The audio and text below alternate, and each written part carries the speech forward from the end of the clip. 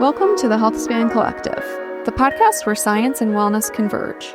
I'm Nicole Doran, and I'm thrilled to have you join us as we dive into the world of regenerative medicine, integrative health, and the latest science and trends shaping how we live healthier for longer. Lindsey Simcik is a creative force, entrepreneur, and media personality best known as the co-founder and co-host of the critically acclaimed Almost 30 podcast. Alongside her co-host Krista, she also launched Morning Microdose, a wildly popular daily show serving up the best bits of Almost 30. Beyond the mic, Lindsey created the Sacredness of Being Single program, guiding thousands of women to embrace this in-between with confidence. Now, on a new adventure, Motherhood, Lindsey draws inspiration from her journey as a new mom to her son Maverick. This led her to create New Mom on the Block, a brand designed to support new moms in owning their unique flavor of motherhood through resources, products, and a vibrant community. All right, Lindsey Simcik, thank you so much for being here. Welcome. I'm so excited that we can make this happen. Me too. In person. I know. And we made it happen quickly. Quick. It was so nice. But that's the New York way. You're like, okay, what time? Where do I have to be? Yep. And I always prefer to be in person with people. It's just a different energy. Me too. I just love to feel people's energy. There's just brings it to another level in my opinion. I agree with you. Agree. So you and Krista, your partner, are OG podcasters. How long have you guys been doing this now? 9 years. Wow. I know I'm going to age myself. Yeah. 9 years ago, we started Almost 30. So do the math. No, but I felt the same way thinking about it because I think I started listening to you guys in your second year because I remember, I think it was a Kelly LeVeque episode that brought me, and I just fell in love with listening to you guys. And I remember going all the way back to the first episode and starting from the beginning. So I feel like I have seen the growth of Almost 30. You guys raised me in my mid-20s. Yeah. Because I didn't have older sisters. I didn't have older cousins. I didn't have anyone a few years older than me to kind of lead me the way. Sure. And also I started feeling that transition post-college. I moved to New York. I had that there's something bigger, and especially I was getting really into wellness, and you guys were talking about a lot of that, but then bringing in the spirituality piece. And that was huge for me because that was something nobody in my life was talking about. Mm-hmm. And they're so intertwined. Very much. Right? Mm-hmm. I know you both kind of had an experience with your physical health and your mental health and your spiritual health all together. And obviously the name Almost 30 insinuates you started it when you were almost turning 30. It was kind of about that transition, right? Right. But how has it transformed throughout the years? So much. So much. The show itself has evolved with us, which has been really beautiful. And also we have, over almost 800 episodes of us over the course of 9 years, just cemented somewhere in audio land. And so it's a lot to think about. But,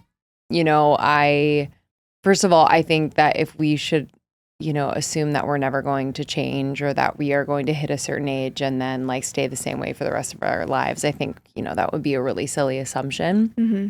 But the podcast itself has evolved so much. We started out, focusing a lot on our own personal experiences in a very raw and real and unfiltered way. I'm sure you've listened to early episodes that are very unpolished but that's what I loved about it. Crazy. Yeah. It was wild and wacky and so fun. And to your point, I think it really brought people in because we were sharing very vulnerably and very honestly. And I think people were just nodding and I've been through that too. And oh my gosh, I've embarrassed myself in that way too. And oh my gosh, I'm in a situationship as well. Yes.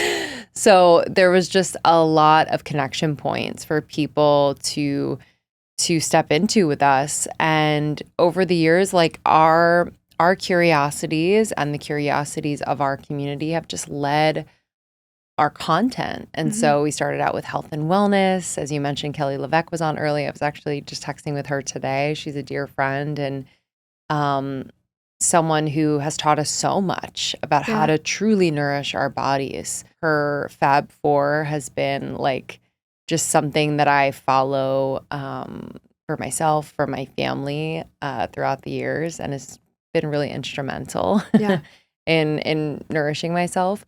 And then we transitioned into like more of an entrepreneurial focus. We had on a lot of founders. We were interested in how people built the businesses and brands that they built. And that really reflected kind of the girl boss era that we were in. You know, we kind of grew up in that era where we were hustling and like doing the most. Mm-hmm.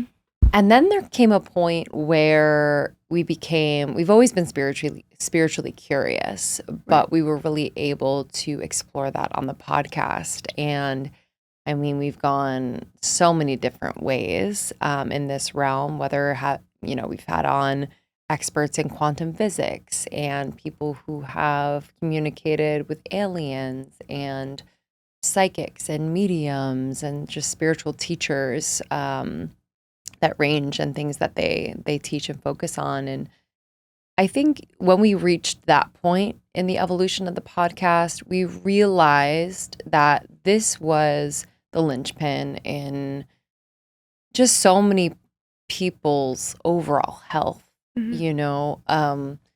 Having a connection to something greater than you allows you to take off the incredible load of pressure that you put on yourself to do it all yourself. Yeah. To have a connection with your soul, which is connected to the divine, God, creator, source, whatever you want to call it, is the greatest collaboration you will ever have in your life and is accessible to you in this moment that you are listening to this podcast.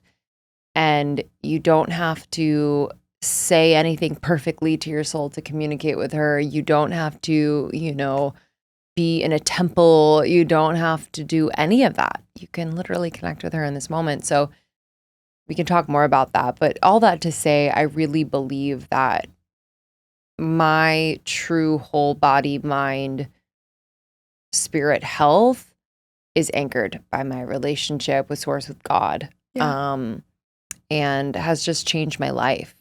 I love that so much. You can feel that in you especially, especially being with you here in person.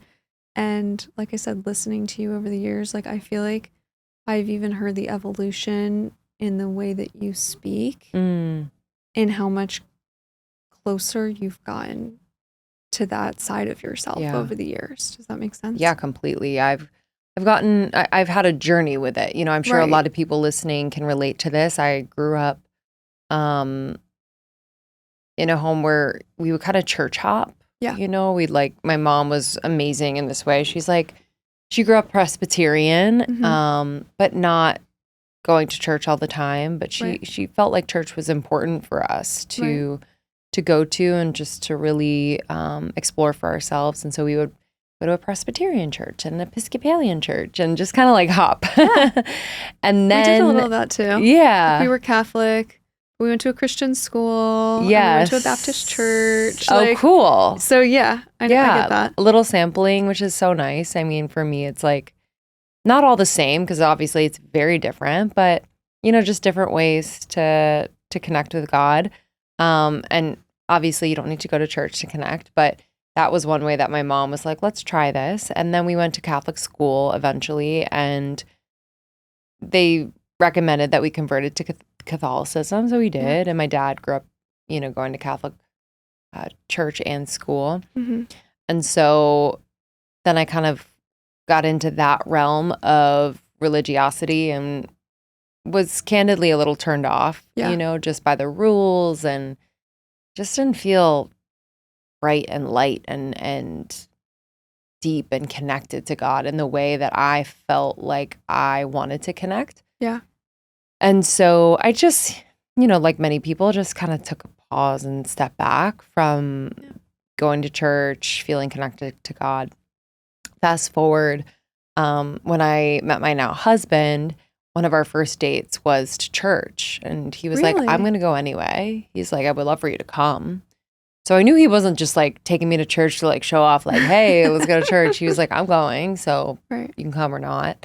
Oh, I love And it was that. this beautiful Christian church, and the music was incredible. Just the vibes were immaculate, and I just felt so deeply connected to God. And I laugh now because at the time, I was fighting with myself. I'm like, this is such a beautiful experience, but like, what a loser taking me to church, like, oh God, is this going to be our life? Like just having so much judgment around it based on my past experience.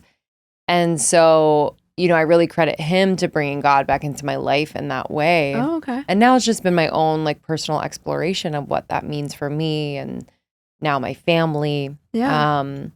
But, we do go to church every Sunday, but I know that we don't need to be in a church in order to connect with God. So, if anyone listening is like, yeah, I have kind of a thing with church or religion and God, you can call it whatever you want. You can be wherever you want. But I really believe there's just this beautiful, bigger creator that, is accessible to all of us. Right. And it's so much about connecting within yourself as well. Yes, it's the same. It really is. One and the same.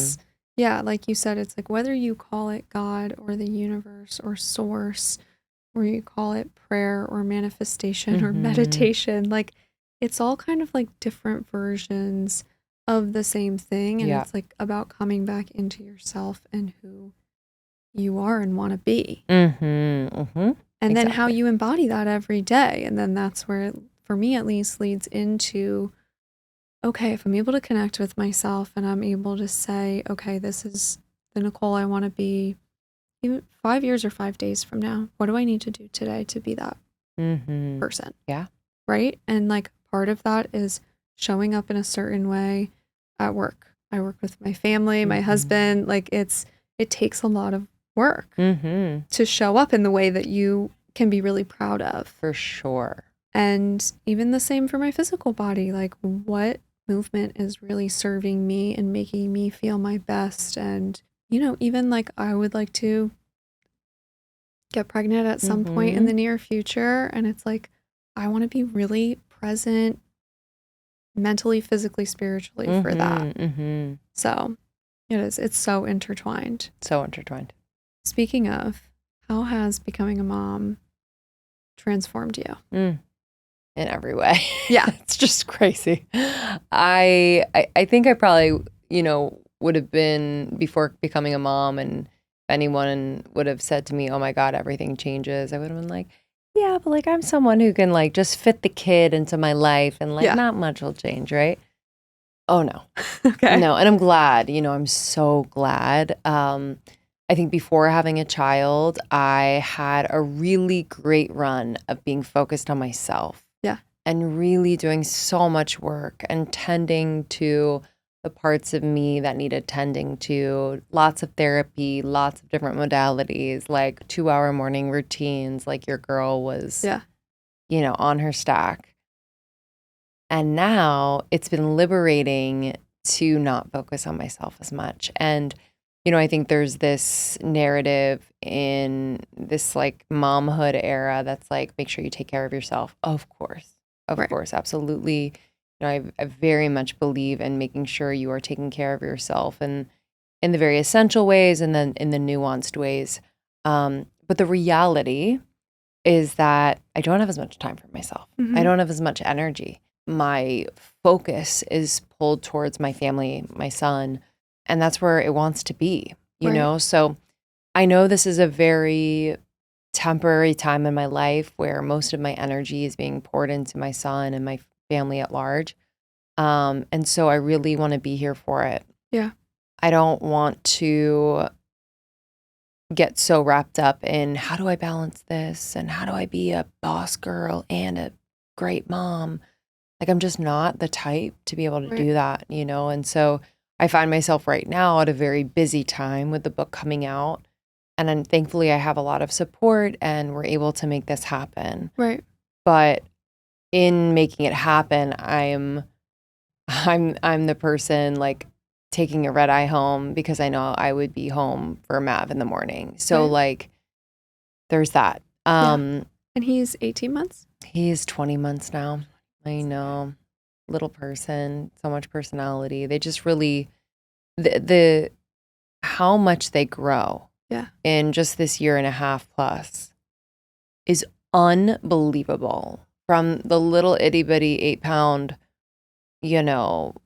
sweet blob to like scootering down the street in a year and a half. I mean, I did see that video that you posted of him scootering and you like running alongside him, and I was like, it's crazy. My goodness, I feel like she just had him. But it's and it teaches me so much about like if he can do and develop all of that in just a year and a half, what am I complaining about? You know what I mean? Like I can do anything, you can do anything. It's remarkable. And obviously their brains are primed for this at this age. It's just, yeah. But everything's changed. My body's changed. My routines and priorities have changed. My marriage has changed. My relationships with friends has changed. And not all for better or worse. They're just different. Right. And take a different focus and a different approach, and a different understanding. Yeah. I think. Yeah. That makes a lot of sense. And something I wanted to ask you about is obviously you and Krista have been business partners for 9+ years now. And you've had many chapters of your relationship, intertwined friendship and business partnership. You started the podcast while you both lived in LA. Now you're bi-coastal. She's there and you're in New York, right? How have you guys, I guess, tended to your relationship so that it grows as you both grow? Yeah, I mean, it's been one of the most important relationships in my life as far as setting the tone and foundation for how I show up to a relationship. Right. Krista and I have spent many lives together, according to many psychics. So we have a lot of history, a lot of karmic bonds. You've been married in previous lives, right? Married. We've been pirates together. I don't really know, but crazy things. But with Krista, through a lot of really hard moments, we've been able to get to a place where, one, we're able to take responsibility for what we're bringing to a moment. That took a lot of therapy. That took a lot of self-reflection. Yeah. A lot of practice with each other, where we are self-led in every moment. So I'm not projecting onto her, ideally, and she's not projecting onto me. We have the utmost awareness when we might be, bringing a certain energy to a conversation because of something that has nothing to do with the other person. And we're able to hold up a mirror to each other, in that way as well. In my relationship with Krista, we also allow each other to change. We've changed so much throughout the years. I mean, when we started the podcast, I was the, chronically single gal for 7 years, dating, sharing all my stories on the pod. Same throughout that whole time, by the way. Really? Yes. I think I was literally so on my 25th birthday, I met my husband, and one of my presents to myself was going to be the Sacredness of Being Single program. Oh my gosh. I love that. But it was genuinely, I think it was because of just like a piece of it, of course. Yeah. Was the fact that I was ready for something like that. I was ready to just surrender to yes. Oh, it's a huge piece of it. This process and huge. Learning how to just come home to myself and intentionally spend time with myself. You really taught me a lot about that. Oh, I'm so glad. Because I didn't, when you're 24, when you're in your early 20s, I had 2 roommates and a tiny apartment in the East I need my friends. Village. I need my group chats. We need to go to dinner with 8 girls. I need connection and feedback all the time. Constant. Yeah. Constant. And it would literally be I would leave my office having feedback from my coworker friends all day, pick up the phone, talk to one of them while I walked home or while I Ubered home. Totally. You don't even know what your own inner voice sounds like. No. Yeah, it was we were that. literally chatting while each other were in the shower. That's hilarious. I totally remember those days being on the phone with my best friend for 2 hours. I'm like, yo, I don't what? I would never have time for that today. No. 2 hours? Now I'm Yeah, I like, we go know. 2 months without talking. It's crazy. We don't even like realize because like life happens. We have Right. other priorities, Yes, of course. Exactly. But yes, but it was profound to me at that time to listen to you talk about traveling alone and getting comfortable getting to know yourself and the fact that that was going to then prepare you for the partnership that you were calling in. Yeah. That period was one that, you know, if God would have said, hey, okay, so you just broke up with your long-term boyfriend who you thought was going to be your husband. You're going to be single for 7 years. I'd be like, I'm out. Like, I'm good. I'll pass on that. Thank you so much. Thanks, but no that sounds thanks. terrible. Yeah. But it was the most transformative time of my life, you know, outside of motherhood now. Like it honestly primed me to be a wife and a mother and be in relationship and build a family. Like it laid the foundation for my relationship with myself, which sets the tone for every other relationship. It was a time where, you know, in the beginning of those 7 years, I was chasing after the wrong dudes. No one had time for me. Like my self-worth was real low, even though I thought it was fine. Right. But like the way I was acting and who I was allowing into my experience said otherwise. And so I just eventually, after getting tired of all of that, I just said, you know what, I'm not going to date right now. I'm going to date myself. And I would literally have dates with myself every single week. I would go to restaurants and a bar, or I would go to a park and have a picnic by myself. I would go to the farmer's market and get myself flowers. Like, and it sounds corny, but it's actually a really profound practice that I still do today. Maybe not as much, but I make time for that, and I'm so comfortable doing that. You know, I'm not wondering what people are thinking. I don't need to be on my phone the whole time. Like I really enjoy my own company. Yeah.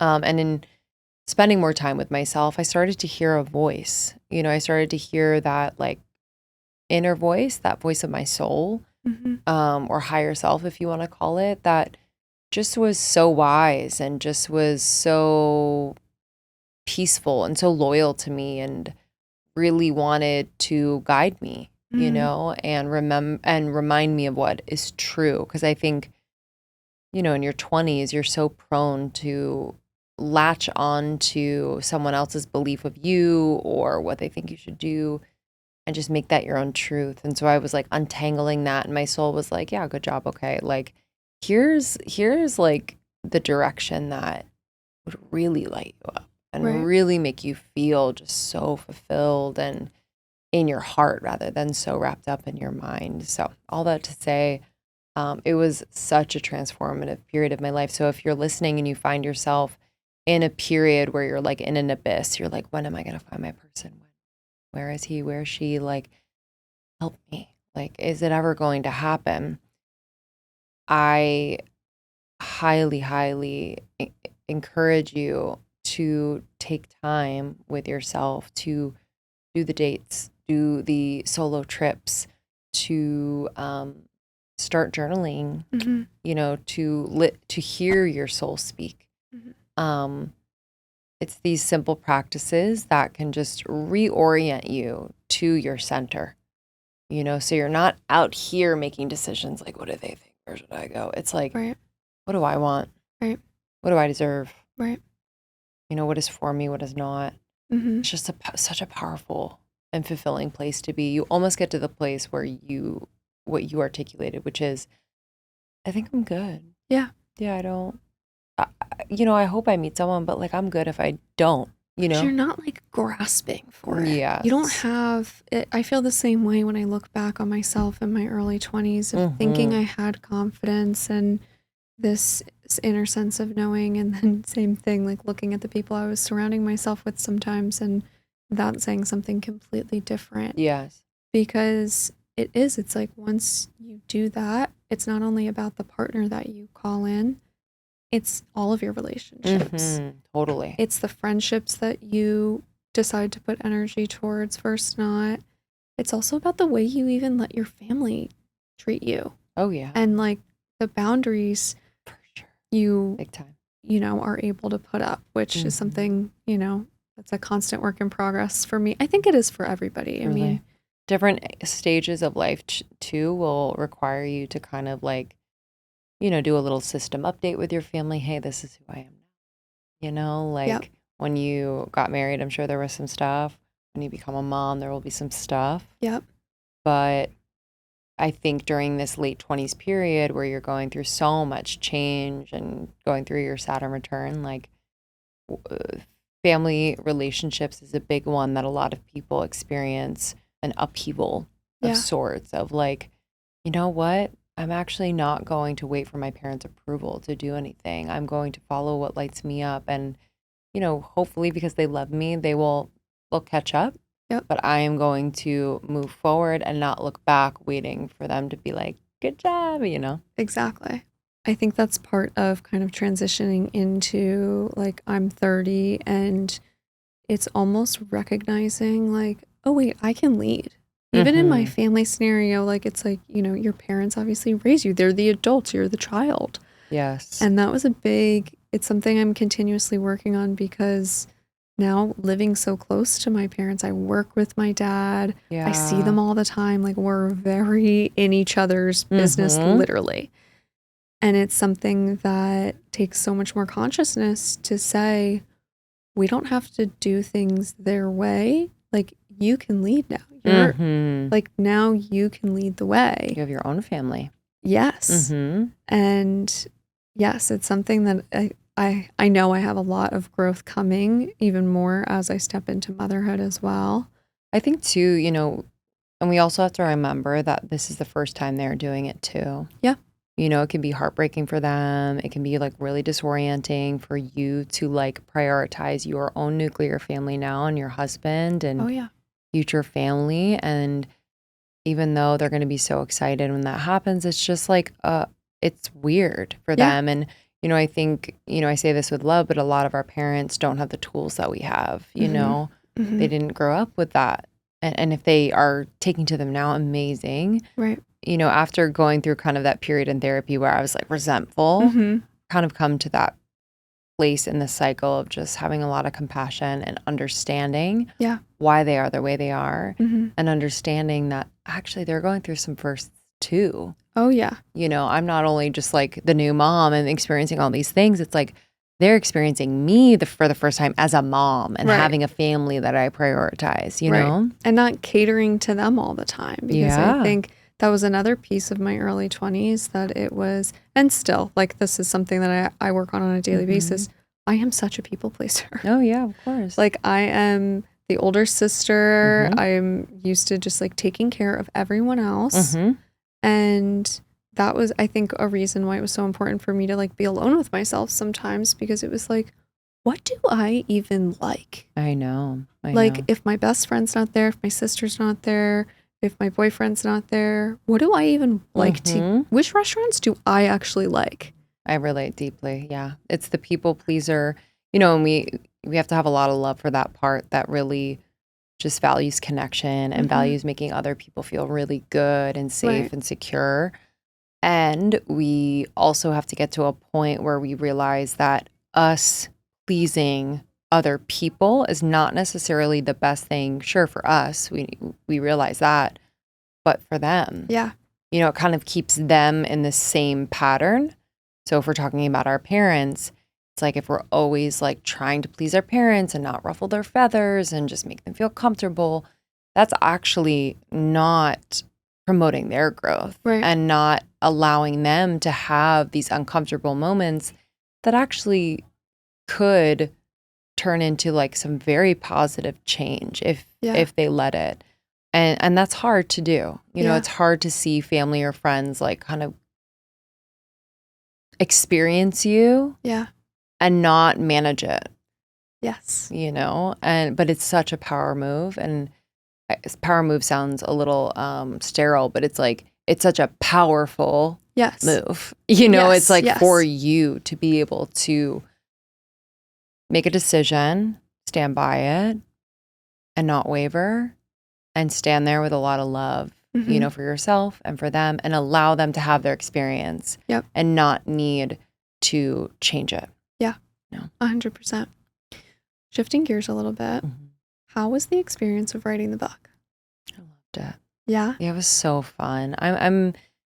We're all creative. Yeah. So I'll say that, but I really thrive in very focused creative projects where I can just get lost and like just allow myself to rip, you know? Yeah. And the book writing process for the most part was just showing up every day at, I would say like 5, 6 a.m. because that was kind of like my prime time before the world woke up is kind of how it felt. And I was able to just have uninterrupted, this was before I had Mav, uninterrupted time to write for like 2 hours.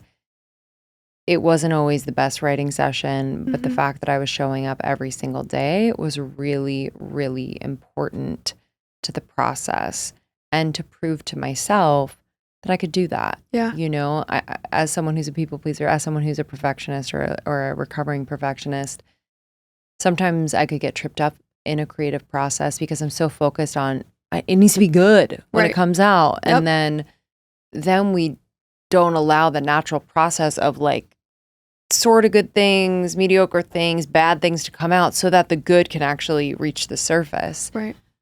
So that was really, really important to be able to have that time in the morning. I would listen to binaural beats and I would have my beverage of choice and maybe a few beverages. I would sit by the window and I would just write. And I was pregnant during the writing of this book, so I would be bouncing on a birth ball. I was going to say, when did writing it start? Because I remember listening to you guys years ago saying you wanted to write a book. Yes, yeah. We've always had a book on our hearts, but we started writing in earnest April 2023. Okay. And we got our book deal in February 2023. We took a moment to kind of like figure out a few things and then started writing at the top of April 2023. I found out I was pregnant New Year's Eve of 22. Okay. So top of year, just like that was, you know, understanding that my life was going to change this year. On New Year's? Wow. Isn't that crazy? That feels so special. I know. To like look into the next year. And like, wild. I took a test and I was like, whoa, okay. So, we had hoped to finish the book before I gave birth. My due date, quote unquote, was September 10th. Okay. So was hoping to hand in the book at the end of August, but he came early. Oh, okay. So he came 3 weeks early around like the third week of August and we hadn't finished the book. And I was like, oh, okay, I guess this is what it is. So we ended up pushing the deadline a bunch, like a couple more times. But I did start writing again 6 weeks postpartum because we did have deadlines to meet. So it was earlier than I wanted, to be frank. not my choice, but we brought on support for the babe, and I'm grateful for that because now our nanny and our son are very, very close. But yeah, we had to just keep writing, and we finished writing, I think, January. So it took us maybe January or February.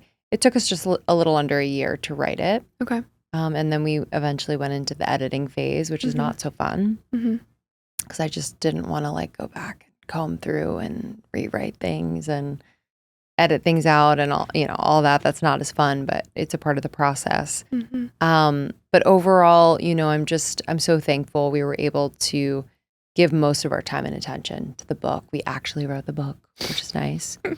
And it was fun to write with Krista. We wrote our respective chapters. I was going to say, do you like split chapters? Because it's not out yet. It will be out by the time this episode comes out, which I'm so excited. I pre-ordered the audiobook. You're so sweet. Because I got the audiobook. The audiobook is so good. I had a feeling. It's so good. Because you guys are used to being on mics. Yes. So we're fantastic at reading this book, I have to say. You're like, not so humble brag. I know, literally. It's so good and so fun. And there's, podcast guests that we've included in the book, many of them. And so their voices are in the book. It's just the best. Oh, that's awesome. But the book excited. itself, it's phenomenal. I am so proud of it. Kristen and I are so proud. It's 333 pages. It is a thick boy. It's like, it is your spiritual guide to adulting. It is going to be a warm hug in those times when you just feel like,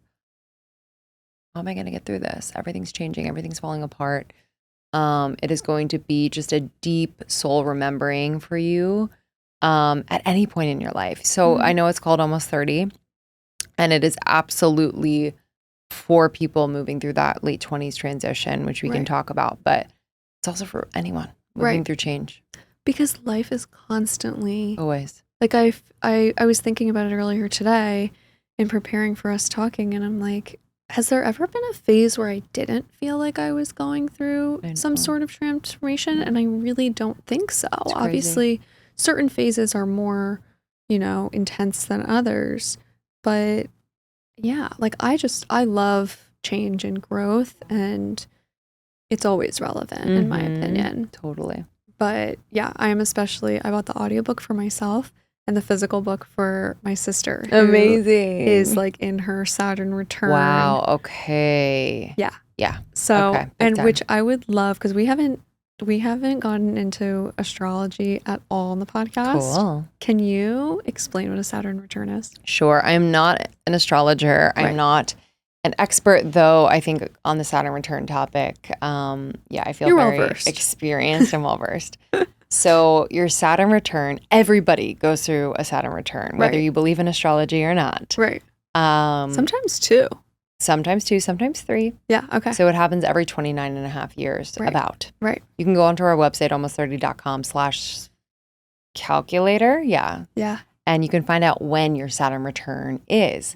And there's on and off periods during, it's about, I would say 2.5 years where you'll feel some intensity, and then it'll let up and intensity. So it'll show you that on and off period as well. Okay.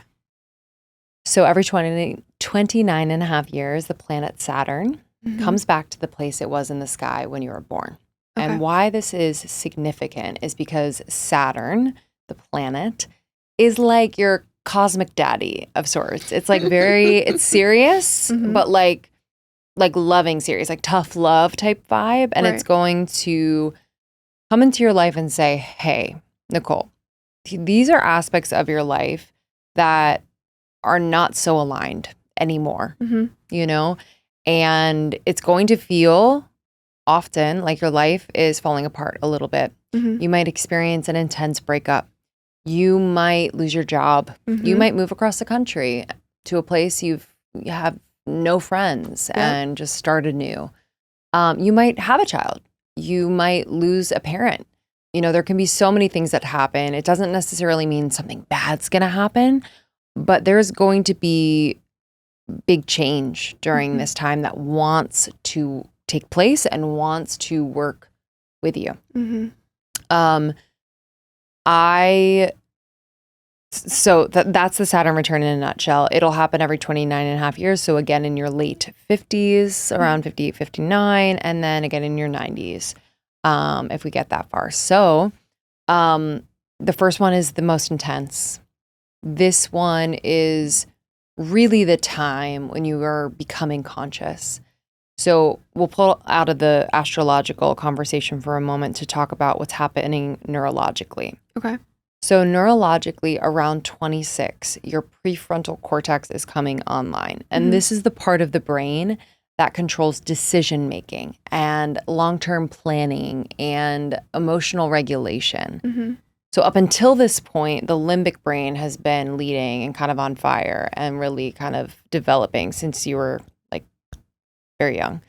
And that's the emotional part of the brain. So if you were very impulsive in your early 20s or maybe as a teen and made decisions just very reactively, makes sense and totally normal.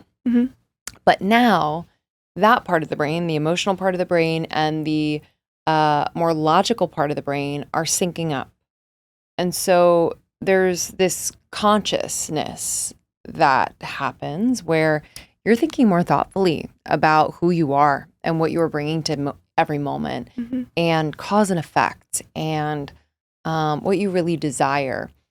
And in a way, you're individuating, you know? And so why this time is also just perfect for getting in right relationship with yourself and starting to really create the life that you love.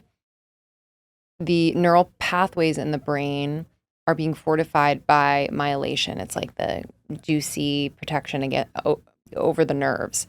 And so this is happening at a rapid rate. So really, like, if you want to make deep, profound change, this is the time to do it. And that deep, profound change is really happening so much within. You know, things around us are always going to change. But this period is really a turn within and really a reconnection with who you really are. Does that resonate with what you experienced in your late 20s? Yes. Yeah. In what way? To the maximum. I was thinking while you were talking, I'm like, what was happening when I was like 29 and a half? Exactly. Almost to the day was my wedding day. Wow. Major. And we had a big wedding. My husband has a huge family, and my family has a lot of like friends that are family. And our dads grew up together. Cool. Yeah. Your wedding was gorgeous. I snuck some peeks at your thank you. Your wedding day. Thank you. Yeah. It was such a beautiful day. I was not the best version of myself while planning all of it. Which I think is a common experience. Yes, exactly. But yes, it was like the people pleaser in me. Like I had this like vision. I had this creative vision of what I wanted the day to be. And I'm surrounded. Like my life in general, like everyone around me is used to me catering to what they want. Right. And so like I kept saying, like, I thought this was supposed to be like, I thought the bride was like in charge. Right. And like, it was just the people around me weren't used to that. And yeah, I just put a lot of pressure on myself, but it was definitely like, I felt like it was almost like pressure cooking my own growth and highlighting to a maximum of who I really was and who I really wanted to be. And very shortly after, I started therapy, which has been so helpful for me. So great. And like I said, really just getting back to, I think because especially during that period, I was so busy. It's another job, right? Yeah, like when you're, big time. yeah. Big time. And so I was so busy, I had really fallen off with my journaling practice, my meditation practice. I had turned my walks into runs, and which I love running, but I love walking for just like the peaceful nervous system. Like I needed that nervous system reset. Anyway, that's like really what was happening for me during that phase. Leading up to that was, I mentioned to you right before we started recording, I used to live in New York.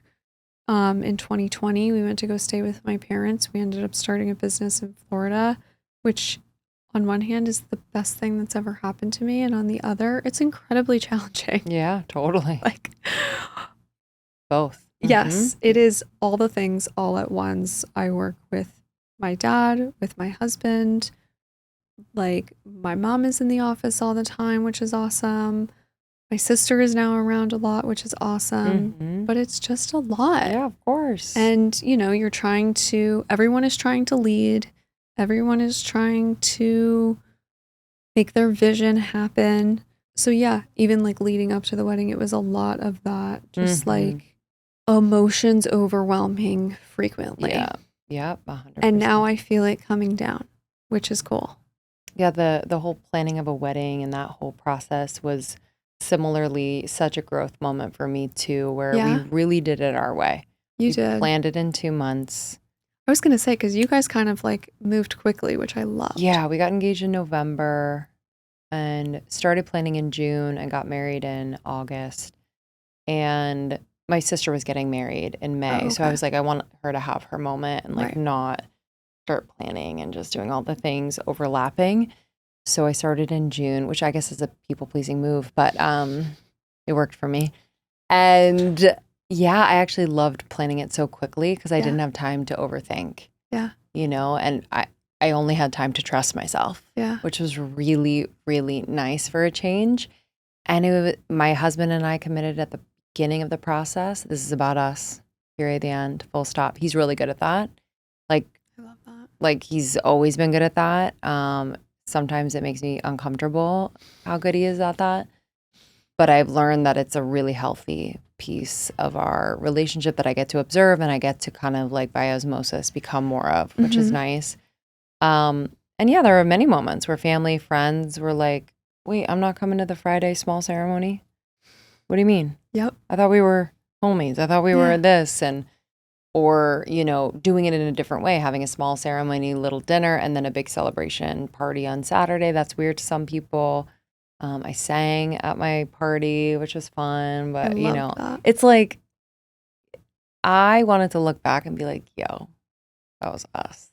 It was so fun. Like, and so we did. And so I look back on that often as like proof that I can do that and that I will still have my family. I'll still have my friends, that I can make decisions for me or my family.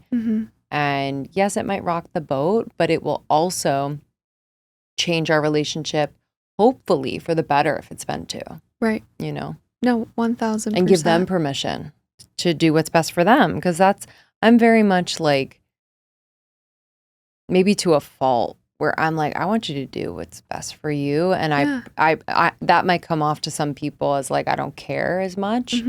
But I really let people do their thing and grow at their own pace. And I don't insert myself or make meaning out of it. Yeah. Maybe it's a self-protective thing. I'm not sure. But it's just, I don't know. I just think we all deserve that, you know? Well, I think when you start to do that for yourself, you're able to recognize how good it would be for your loved ones to do the same thing. Yeah, of course. Like, and you can't tell them.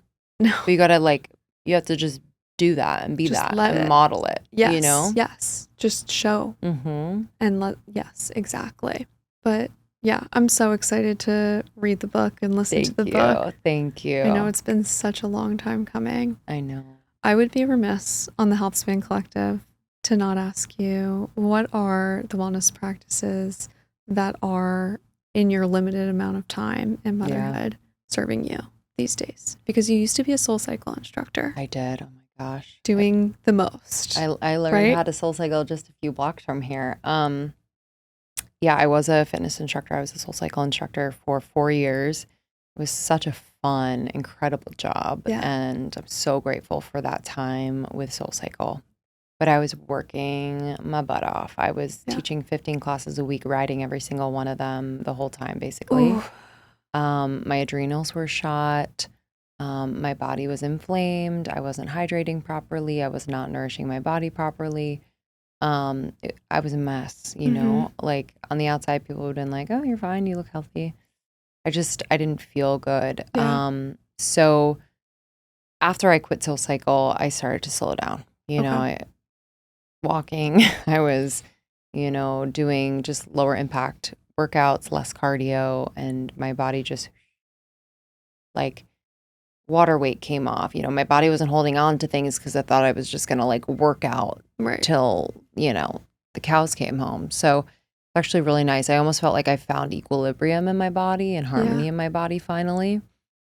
But now today, as a mom of one, a 20-month-old, and, you know, with the busy schedule with the book, I don't find the time that I would have before having a child. But I still do fit in what I can. And I think important to me right now is being able to move my body just once a day.